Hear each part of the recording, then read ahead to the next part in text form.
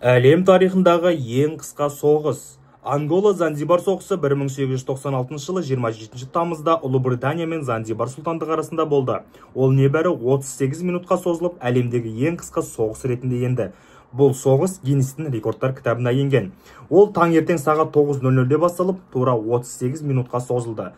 Бұл ұрыстың жеңіл-желпегіне қарамастан көптеген адамдардың қаны төгілді. Сондай-ақ отаршыл империялар арасында қақтығыстың ең негізгі ыстық нүктесіне айналды. Дәлірек айтқанда, ағылшындардың арқасында тәуелсіз Занзибар картада пайда болды. Ол 1861 жылы Оман сұлтандығынан бөлініп шыққан.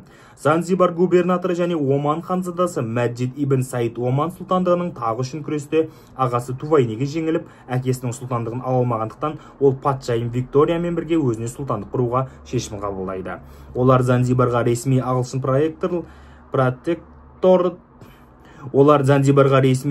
протекторын орнатпады, тек сөз жүзінде ғана келісті. Мәджид ибн Саид пен одан кейінгі сұлтанның інісі Баргаш ибн Саид джентльмендіктің келісімін бұзған жоқ. Занзибар ағылшын ықпалында болды. Бірақ 1880 жылынан бастап Германия отаршылық күшін жинақтап Шығыс Африкаға жетті. Ағылшында немістер Занзибар жерінің бір бөлігін жалға алып, көп ұзамай сатып алды. Кейін ағылшындар араласуға шешім қабылдап, 1890 жылға қарай олар неміс Африкадағы империялардың ықпал ету аймақтарын нақты белгілеу үшін Занзибар келісіміне қол қояды. Ақырында Ұлыбритания Занзибарға протектор орнатып, бұл дегеніміз немістерге жасырын әрекет ету керек дегенді білдірді. Сұлтан Хамад ибн Тувайни 1896 жылы қайтыс болды.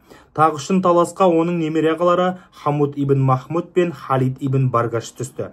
Ағылшындар Хамудты, ал немістер төңкеріс арқылы билікті басып алған Халидті қолдады. Бұл ағылшындарға ұнай қоймады. Сондықтан адмирал Гарри Роусон бастаған эскадра Халид ибн Баргашқа қарсы 150 теңіз жаяу әскерімен 900 Занзибар сарбаздарымен сұлтан сарайына теңізден бөгіп тастады. Сарай ішінде Халид ибн Баргаш сұлтанның 2800-ге дейін сарбаздары болды.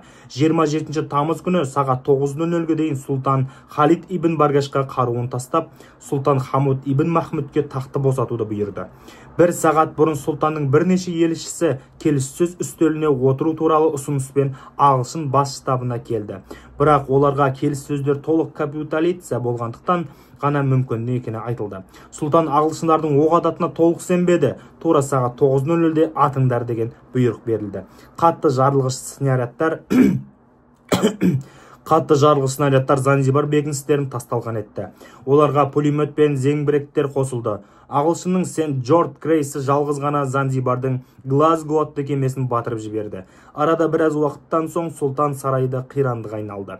Ал снаряд сарай үстіндегі Занзибар жалауын құлатқанда ғана шабуылдар тоқтатылды. Ақыры жеңіс ағылшындардың пайдасына шешілді. Нәтижесінде Занзибарлықтар 500-ден астам сарбазынан, ал ағылшындар бір ғана офицерінен айырылған. Ұрыста жеңіліп қалған сұлтан Халид ибн Баргаш неміс елшілігіне қашады. Германияда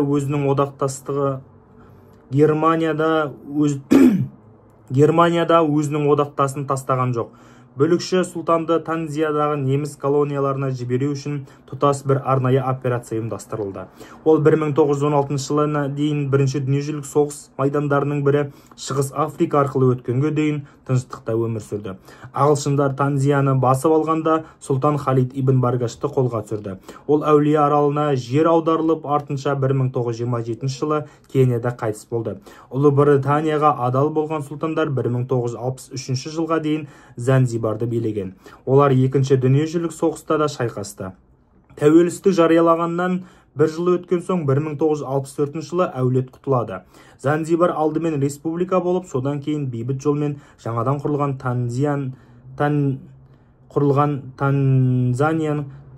Танзанияның бір бөлігіне айналды.